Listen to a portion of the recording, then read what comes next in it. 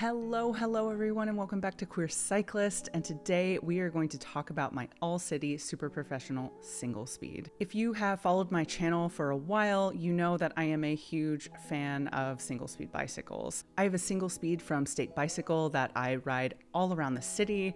It's one of my favorite bikes. I ride it everywhere, and I wanted to have that experience on gravel. The simplicity of a single speed bike, no derailleur, just me and one speed, and that's it. This is a style of cycling that is not for everyone. Some people want to have all of the gears, and that's totally fine. That's also something that I enjoy sometimes too. This isn't a bike that I plan to take on any hilly bikepacking trips. I'm not going to take this out west to Colorado or in the North Georgia mountains, which is famously hilly. But for rides that involve a little bit of climbing, or even trips that are a bit flatter in Florida, South Georgia, Louisiana, where I'm from and I visit a lot, this is kind of the ideal bike for how I ride right now. So All City went out of business a couple of years ago, and they don't actually make this bike anymore. I found this on Facebook Marketplace for an absolute steal, and because I had been thinking about building one up, I couldn't pass it up. I probably shouldn't have done it. I have so many bikes. I do not need as many bikes as I have, but you know, N+1, baby. N+1. I'm going to give you some of the specs first, and then I'll talk about some of the quirks and what I like, dislike about this bike, and we can go from there. So my super professional is made of 612 select chromoly steel. It is a size 52. I normally ride like a 56, 57, or 58, depending on the model. I'm tall. I am 5'11" or 181 centimeters, and so I generally need a kind of a larger bike, or medium/large, depending on the bike maker. So the original fork on this bike is an All City Super Professional signature fork, but I am currently running my friend Finch's carbon fork that is meant for a crust Bambora. And the reason that I can swap these two forks is because the crust has a straight steer tube, as does the All City. These are not the most abundant types of forks. They're actually kind of hard to find, and they're really expensive right now. So I would love to get my own carbon fork, but right now I am just borrowing my friend's for a ride that I am doing in February. The original crankset for this bike is an FSA Omega with a 44 tooth chainring, but I am running some Cane Creek E-Wings, which I fucking love these cranks, y'all. They're so nice. It's kind of absurd that I put these on a single speed, but like, man, oh man, I really like them. I get the hype. They're just like really nice. For pedals, I am running some Shimano clipless pedals, tried and true. I've had these pedals forever. They're great. Can't go wrong. The original gear ratio on this bike was 44/18. This was way too hard for me. I was struggling. I was on the struggle bus when I first got this bike because it came stock. The guy that I bought it from had done nothing to it, and yeah, it was way too hard. Atlanta has a lot of hills, so that's also, you know, that's also a thing. So I replaced it with slightly easier gearing, put a wolf tooth 42 tooth cog in the crankset. In the rear cog, I am running a 20 tooth and a 24 tooth cog. I currently have it on 24, so my gear ratio is 42/24, which is a relatively easy gear for bike packing, and I have it like this so I can load it up.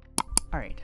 I'm gonna stop the video here. As I was editing, I realized I did a terrible job at explaining why I have two cogs running on my single speed. When I switched over wheel sets from my crust Bambora to the Super Professional, I was running a SRAM cassette on the rear wheel of that wheel set. And in order to switch to a single speed, I needed some sort of converter or adapter. And the guys at the bike shop suggested that I use a Problem Solver's Zinger. This allowed them to take off the rear cassette and then put on a single cog. The Problem Solver's Zinger also allows you to put up to 2 cogs in their little converter thing, And they were like, hey, do you want to put 2 speeds on here just to try it out and see how it feels? And you can kind of experiment with different gears. And I was like, hell yeah. So that's why I have 2 gears. Technically, I guess it's not a single speed, but I don't have any kind of shifter to switch easily between the 2 of them. I have to take the wheel off, adjust the chain tension,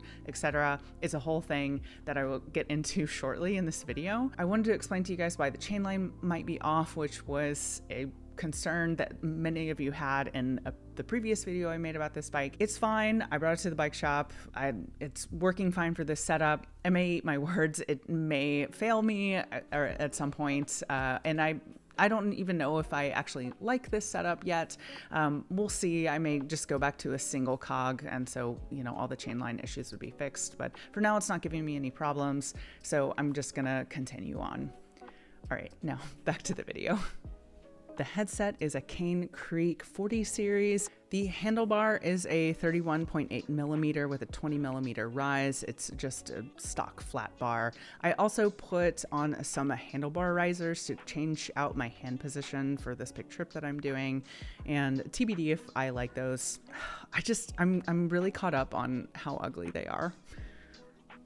I'm sorry for being so vain. I just don't like the way they look, but they're nice for changing my hand positions when I'm riding. So that's got something going for it. The brakes are Tektro HD R280s. They're hydraulic brakes and they're awesome. For the saddle, I am running a Specialized Mimic. The Specialized Mimic is the only saddle that's ever really worked for me, and I often recommend it, but if you have the opportunity to try a number of different saddles, I would definitely recommend doing that to see what works with your body best. If you want to hear me rant about saddles, you can watch this video here. I have a lot of opinions on saddles. The seat post I also replaced with a Thompson Elite setback seat post. I found myself being a little bit squished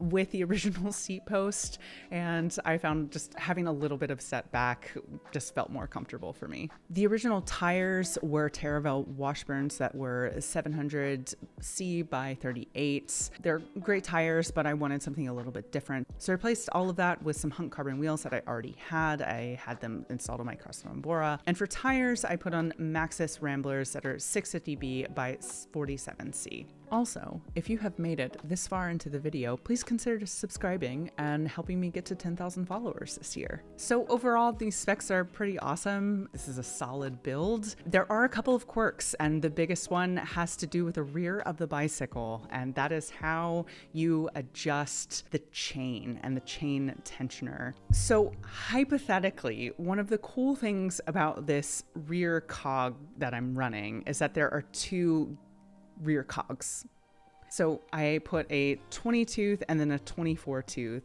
And so theoretically, you should be able to switch back and forth between them should you want a kind of harder gear or if you want to pedal slightly easier. There are these series of screws that are reverse threaded. I don't know. I've had the good folks at Loose Nut Cycles in Grant Park in Atlanta explain to me at least 3 times how it works, and I cannot figure it out. But the one time that I tried to do this at home and switch over to the kind of easier cog, I broke off the screw and almost cried. And I went running to the bike shop and they fixed it for me, but it took a while. It took them a minute to figure it out. I'm no bike mechanic, but I do like to tinker and I understand how to do kind of basic maintenance on a bicycle. And I find this really confusing and really weird. And because it's weird, one of the things that I fear taking this bike out into the middle of nowhere is that if I have some sort of issue with the chain tension, or anything having to do with kind of the rear of the bicycle, or needing to change over into one of the other cogs, I'm just going to break it or I'm going to get stranded. God, knock on wood, I hope that never happens. My goal when I ride this for now is to hopefully never have to deal with the chain tension. But we'll see, we'll see. This might blow up in my face. I mean, I think that if I had to change the rear tire, it would be fine. But when it comes to making any kind of adjustments to the chain, I think I would be a little bit nervous to do that. Yeah, so there's a lot of stuff to think about if you find this bike used, because you can't, of course, can't buy it new anymore. So take that for what it's worth. But that's the biggest quirk of this bicycle, is just it's got a really weird system to tighten the chain and tension the everything, and it's just odd.